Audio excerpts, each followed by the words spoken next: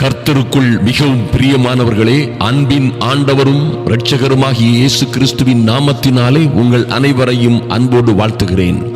இந்த இரவு ஜெப வேளையிலே தேவ சமூகத்தில் வந்திருக்கிற என் அன்பு சகோதர சகோதரிகளே, இப்பொழுதும் நாம் ஒரு அற்புதமான காரியத்தை குறித்து தியானிக்க போகிறோம். இந்த இரவு ஜெப வேளையிலே நன்றாக கவனியுங்கள். யோவான் 7ஆம் அதிகாரம் 37ஆம் வசனத்திலே கர்த்தர் ஒரு அற்புதமான காரியத்தை நமக்கு தெளிவுபடுத்துகிறார். அருமையான தேவ பிள்ளைகளே, அநேக காரியங்களிலே நாம் தாகமாய் இருக்கிறோம். ஐயா, நமக்கு அநேக காரியங்களிலே தாகம் இருக்கிறது, பசி இருக்கிறது. ஐயா, ஒரு நிறைவேறுதல் இல்லாமல் இருக்கிறது. அநேக காரியங்களை நாம் எதிர்நோக்கி கொண்டிருக்கிறோம், இன்னும் நடக்கவில்லை. அல்லது அநேக காரியங்களை எதிர்பார்த்து ஏங்கிக் கொண்டிருக்கிறோம், இன்னும் அவைகளில் ஒரு திருப்தியாகவில்லை. இன்னும் அநேக காரியங்கள் நம்மிடத்திலே வந்து சேரவில்லை.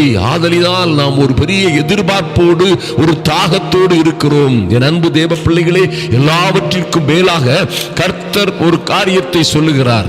7:37 இப்படியாக சொல்லப்பட்டிருக்கிறது: பண்டிகையின் கடைசி நாளாகிய பிரதான நாளிலே இயேசு நின்று சத்தமிட்டு. நன்றாக கவனியுங்கள். பண்டிகை நடந்து கொண்டிருக்கிறது. ஜனங்கள் எல்லாம் அவருடைய காரியங்களிலே, அவருடைய அலுவல்களிலே அல்லது சந்தோஷமாய் சமாதானமாய் அங்கும் இங்கும் அலைந்து கொண்டிருக்கிறார்கள். சிலர் ஆடி பாடிக்கொண்டிருக்கிறார்கள். எல்லோரும் அவரவர் வேலையை செய்து கொண்டு பண்டிகையிலே ஒரு சந்தோஷமான கொண்டாட்டம் நடந்து கொண்டிருக்கிறது. ஆனால் கர்த்தரோ, ஒருவன் தாகமாய், பிரதான நாளிலே இயேசு நின்று சத்தமிட்டு, ஒருவன் தாகமாய் இருந்தால் என்னிடத்தில் வந்து பானம் பண்ண கடவன். Oh mighty God! ஒருவன் தாகமாய் இருந்தால் என்னிடத்தில் வந்து பானம் பண்ண கடவன். வேத வாக்கியம் சொல்லுகிறபடி என்னிடத்தில் விசுவாசமாய் இருக்கிறவன் எவனோ அவன் உள்ளத்தில் இருந்து ஜீவ தண்ணீர் உள்ள நதிகள் ஓடும் என்றார். என் அன்பு தேவ பிள்ளைகளே, நிச்சயமாய் தாகமாய் இருக்கிற யாராய் இருந்தாலும் சரி, ஐயா, வருத்தப்பட்டு பாரம் சுமக்கிற யாராய் இருந்தாலும் சரி, உங்கள் கவலைகளை எல்லாம் வைத்து விடக்கூடிய ஒரு அற்புதமான இடம் இருக்கிறது. ஐயா, உங்கள் தாகத்தை தீர்க்கிற ஒரு ஜீவ நதி இருக்கிறது, ஜீவ ஊற்று இருக்கிறது. அதனிடத்தில் திரும்புங்கள். ஒருவன் தாகமாய் இருந்தால் என்னிடத்தில் வந்து பானம் பண்ண கடவன். ஐயா, உங்களுக்கு சந்தோஷத்தை, சமாதானத்தை, நிம்மதியை கொடுக்கிற ஒரே ஒப்பற்ற பிரபு இருக்கிறார். அவர் சமாதான பிரபு. அருமையான தேவ பிள்ளைகளை, சமாதான அதிபதி, பிரின்ஸ் ஆஃப் பீஸ், இவரிடத்தில் வாருங்கள். என் அன்பு தேவ பிள்ளைகளே, உங்களுக்கு இவர் பரிசுத்த ஆவியாய் உங்களுக்கு கொடுக்கிறார். இந்த பரிசுத்த ஆவி உங்களில் இருந்து சதா காலங்களிலும் உங்களில் இருந்து, உங்கள் உள்ளத்தில் இருந்து ஜீவ தண்ணீர் உள்ள நதிகளாய் ஓடச் செய்யக்கூடிய ஒரு அற்புதமான ஒரு காரியத்தை கர்த்தர் உங்களுக்கு தர விரும்புகிறார். அன்பு தேவ பிள்ளைகளே, இந்த அபிஷேகத்தை நீங்கள் பெற்றுக்கொள்ளும் பொழுது, இந்த கிருபையை நீங்கள் பெற்றுக்கொள்ளும் பொழுது, வாழ்க்கையில் ஒரு மேல் மட்டத்திற்கு, ஒரு மகிமையான, சந்தோஷமான, சமாதானமான சூழ்நிலைக்கு வந்து விடுகிறீர்கள். தாகமாய் இருந்தேன் என்று சொன்னீர்களே, இங்கே பானம் பண்ணுங்கள், இதிலே பானம் பண்ணுங்கள். அப்பொழுது உங்களில் இருந்து ஜீவ தண்ணீர் உள்ள நதிகள் ஓடும். அதை உங்கள் பிள்ளைகள் பார்ப்பார்கள். உங்கள் கணவன், உங்கள் மனைவி, ஐயா, உங்கள் உற்றார் உறவினர்கள் எல்லாம் இந்த ஜீவ தண்ணீர் உள்ள நதியிலே நனைய முடியும். அவர்களிலே இருக்கிற எல்லா உபத்திரவங்கள், துன்பங்கள், போராட்டங்கள், சோதனைகள், எல்லா விதமான கசப்புகளும் வெறுப்புகளும் மாறி போவதற்காக இந்த ஜீவ தண்ணீர் உள்ள நதிகள் உங்களில் இருந்து பாய முடியுமே. அப்படியானால் நீங்கள் எத்தனை பேறு பெற்றவர்களாய் இருப்பீர்கள். வெளிப்படுத்துதல் 22:17 ஆதலினால் சொல்லப்பட்டிருக்கிறது: ஆவியும் மனவாட்டியும் வா என்கிறார்கள், கேட்கிறவனும் வா என்பானாக.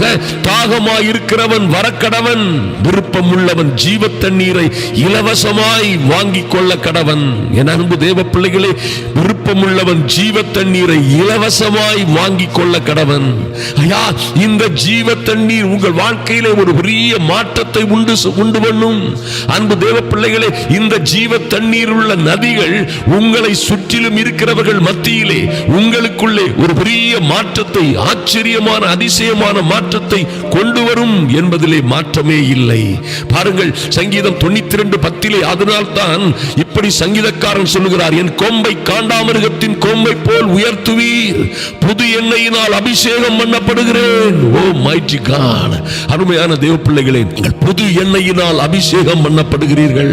ஐயா, இந்த ஜீவ தண்ணீரை நீங்கள் பானம் பண்ணும் பொழுது அது ஒரு நாளும் உங்களுக்கு தாகம் உண்டாகாது. உங்கள் கொம்பு காண்டாமிருகத்தின் கொம்பை போல உயர்த்தப்படும் பொழுது உங்களுக்கு எதிராய் எந்த பிரச்சனையும் நிற்க முடியாது. நீங்கள் ஜீவனோடு இருக்கிற நாள் மட்டும் ஒன்றும் ஒரு பிரச்சனையும் ஒருவனும் உங்களுக்கு எதிராய் நிற்க முடியாது. மோசையோடு இருந்தது போல, யோசுவாவோடு இருந்தது போல கர்த்தர் உங்களோடும் இருப்பார். இந்த புது எண்ணெயின் அபிஷேகம், இந்த ஜீவ தண்ணீர் உங்களில் இருந்து நிறைந்து ஓடுகிற, உங்கள் பாத்திரம் நிரம்பி வழிகிற அனுபவத்திற்கு வாருங்கள். ஐயோ, என் பிள்ளைகள் இப்படியாய் சென்று கொண்டிருக்கிறார்கள், இப்படியாய் இருக்கிறார்கள், என் கணவன் இப்படியாய் இருக்கிறார், என் வீட்டிலே நிம்மதி இல்லை, சமாதானம் இல்லை, என் வீட்டிலே மகிழ்ச்சி இல்லை. இந்த ஜீவ தண்ணீர் உள்ள நதிகள் உங்களிலே இருந்து புறப்படுமே ஆனால், என் அன்பு தேவ பிள்ளைகளே, நன்றாக யோசித்து பாருங்கள். உங்களில் இருந்து, உங்கள் உள்ளத்தில் இருந்து ஜீவ தண்ணீர் உள்ள நதிகள் புறப்படுமே ஆனால் உங்கள் வீட்டிலே ஒரு வனாந்தரம் காணப்படாது, ஒரு வறட்சி காணப்படாது, அவாந்தரமான நிலங்கள் இருக்காது. எல்லாம் செழித்து புஷ்பத்தை போல பூக்கும் என்பதிலே மாற்றமே இல்லை. அடிமையாய் பிடித்து வரப்பட்ட ஜனங்கள் மத்தியிலே வாழ்ந்து கொண்டிருந்த ஒரு அற்புதமான இளைஞன் தானியேல். பாருங்கள், இந்த அபிஷேகம், இந்த கிருபை தானியேலை பாபிலோனிய ராஜா அரண்மனைக்கு கொண்டு சென்றது.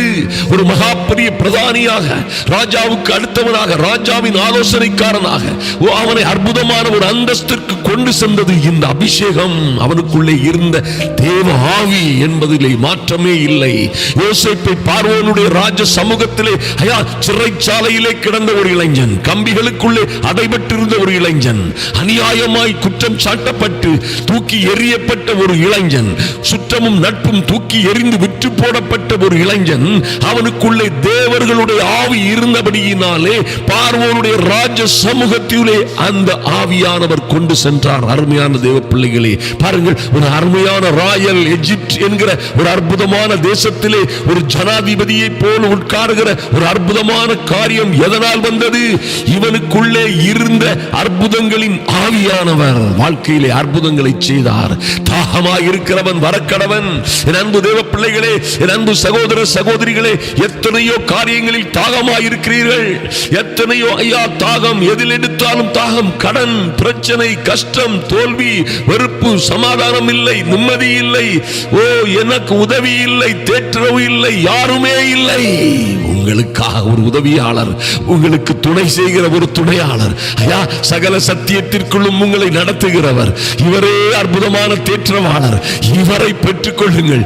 அதற்கு பிறகு இந்த ஜீவ தண்ணீரை, இவர் கொடுக்கிற இந்த தண்ணீரை நீங்கள் பானம் பண்ணினால் அந்த சமாரிய ஸ்திரீக்கு மாத்திரமல்ல, என் அன்பு சகோதர சகோதரிகளே, உங்கள் ஒருவருக்கும் இனிமேல் தாகம் உண்டாகாது. நன்றி செலுத்துகிறோம் சுவாமி. அப்படியே உம்முடைய மகிமையான பரிசுத்த ஆவியை உம்முடைய பிள்ளைகளுக்கு நீர் கொடுக்கிறதற்காக நன்றி செலுத்துகிறோம். உங்கள் மகிமையின் ஆவியினால் உம்முடைய பிள்ளைகளை நிரப்பும்படியாய் ஜெபிக்கிறோம் சுவாமி. தாகமாய் இருக்கிற பிள்ளைகள், அநேக காரியத்திலே தாகமாய் இருந்து இந்த தாகங்களை தீர்த்துக் கொள்வது எப்படி, இந்த பிரச்சனைகளை தீர்த்துக் கொள்வது எப்படி, இந்த கடன்கள், கஷ்டங்கள், வேதனைகளை தீர்த்துக் கொள்வது எப்படி என்ற வழிமுறை தெரியாமல் அலைந்து கொண்டிருக்கிற, சிதறி போயிருக்கிற உம்முடைய பிள்ளைகளுக்காக கர்த்தர் இறங்கும்படியாய் ஜெபிக்கிறோம். இயேசுவின் நாமத்தினாலே தடைகள் எல்லாம் மாறி போகும்படியாய். இதுவைகள் எல்லாம் பலத்தினாலும் அல்ல, பலாத்கிரமத்தினாலும் அல்ல, என் அன்பு சகோதரனே சகோதரியே, தேவ ஆவியினாலே ஆகும். கர்த்தரே, இந்த ஆவியானவர் உங்கள் வீட்டை கட்டினால் உங்கள் வீடு கட்டப்படும், அல்லது கட்டுகிறவர்களின் பிரயாசம் விருதா என்று அல்லவா சொல்லப்பட்டிருக்கிறது. நகரத்தை கர்த்தர் காவாராயில் 1000 காவலாளிகள் விழித்திருக்கிறது விருதா. உன் பிள்ளைகளை பாதுகாப்பதற்காக, குடும்ப வாழ்க்கையை, கணவனை அல்லது மனைவியை, உன் குடும்பத்தை, உன்னுடைய தொழிலை, உன்னுடைய ஊழியத்தை பாதுகாக்க கர்த்தர் பாதுகாவாராகில் காவலாளிகள் விழித்திருக்கிறது விருதா. நம்முடைய உபாய தந்திரங்கள் எல்லாம் ஒன்றுமில்லாமல் போகிவிடும் என்பதை நாம் மறந்து போகலாகாது. என் அன்பு தேவ பிள்ளைகளே, பாருங்கள், இவர்தான் சோர்ந்து போகிறவனுக்கு பலன் கொடுக்கிறார். இந்த பரிசுத்த ஆவியானவரே சோர்ந்து போகிறவனுக்கு பலனை கொடுத்து சத்துவம் இல்லாதவனுக்கு சத்துவத்தை பெருக பண்ணுகிறார். ஆமென். பரிசுத்த ஆவி உங்களிடத்தில் வரும் பொழுது பலனடைவீர்கள் என்று சொல்லப்பட்டபடியே என் தேவனாகிய கர்த்தர் இந்த பிள்ளைகளை உம்முடைய பரிசுத்த ஆவியினாலே நிரப்பி, சோர்ந்து போன பிள்ளைகள், சோர்ந்து தளர்ந்து போன பிள்ளைகளுக்கு என் தேவனாகிய கர்த்தர் பலன் கொடுத்து, சத்துவம் இல்லாத இவர்களுக்கு சத்துவத்தை இப்பொழுதே பெருக பண்ணும்படியாய் ஜெபிக்கிறோம் சுவாமி. நன்றி செலுத்துகிறோம் ராஜா. இந்த சமூகத்திலே வந்திருக்கிற ஒவ்வொரு பிள்ளைகளின் மீதும் ஒரு தெய்வீக அனுக்கிரகம், தெய்வீக அக்கினி இறங்கும்படியாய் நன்றி செலுத்துகிறோம் சுவாமி. வறட்சியும் வனாந்தரமாய் காணப்பட்ட இவர்களில் இருந்து நன்றி செலுத்துகிறோம் அப்பா. இவர்களில் இருந்து ஜீவ தண்ணீர் உள்ள நதிகள் புறப்படும்படியாய் அதை காண்போர் கூட இருப்போர் உற்றார் உறவினர்கள் எல்லோரும் பெற்றுக்கொள்ளக்கூடிய ஒரு அற்புதமான ஜீவ தண்ணீர் உள்ள நதிகள் உம்முடைய பிள்ளைகளில் இருந்து புறப்படும்படியாய் இந்த நதி செல்லும் இடமெல்லாம் ஆரோக்கியம், செழிப்பு, மகிழ்ச்சி, சமாதானம் என்று இவர்களுக்குள்ளே இருந்து புறப்படுகிற காலி பாத்திரமாய் இருந்த, வெறும் பாத்திரமாய் இருந்த இந்த பிள்ளைகளை கர்த்தர் நிரப்பும்படியாய் ஜெபிக்கிறோம் சுவாமி. பிரயோஜனம் இல்லாத பாத்திரங்களை கர்த்தர் அற்புதங்களின் பாத்திரமாய், ஆச்சரியமான பாத்திரமாய் மாற்றுவீராக. சத்துவத்தை பெருக பண்ணும்படியாய் ஜெபிக்கிறோம் சுவாமி. இளைஞர்கள் இளைப்படைந்து சோர்ந்து போனாலும், வாலிபர்கள் இடறி விழுந்தாலும், அது இருக்கிறது இது இருக்கிறது என்று சொன்னவர்கள் எல்லாம் தவறி போனாலும் கூட, வாலிபரும் பராக்கிரமசாலிகளும் விழுந்து போனாலும் கூட, பலத்தினாலும் பலாத்கிரமத்தினாலும் முயற்சி செய்தவர்கள் எல்லாம் இடறி போனாலும் கூட, கர்த்தருக்கு காத்திருக்கிற உம்முடைய பிள்ளைகளோ இன்றே இந்த இரவு வேளையிலே உம்முடைய சமூகத்திலே வந்து காத்திருக்கிற என் அன்பு சகோதர சகோதரிகளுக்கோ ஒரு புது பலன் உண்டாகட்டும். ஒரு புதிய அக்கினி இவர்கள் மீது விழட்டும். ஒரு புதிய அபிஷேகம், ஒரு புது எண்ணெயின் அபிஷேகத்தினால், புதிய தைலத்தினால் இவர்களை அபிஷேகம் பண்ணுவீராக. நன்றி செலுத்துகிறோம் சுவாமி. கர்த்தருக்காய் காத்திருக்கிற உம்முடைய பிள்ளைகள் புது பலன் அடைந்து இவர்கள் கழுகுகளைப் போல இவர்களும், இவர்கள் குஞ்சுகளும், இவர்கள் குழந்தைகளுமாய் செட்டைகளை அடித்து உயரே உயரே எழும்புகிற அற்புதமான அனுபவங்கள் உண்டாகட்டும். என் இயேசுவின் நாமத்தினாலே தடைகள் எல்லாம் மாறி போகட்டும் சுவாமி.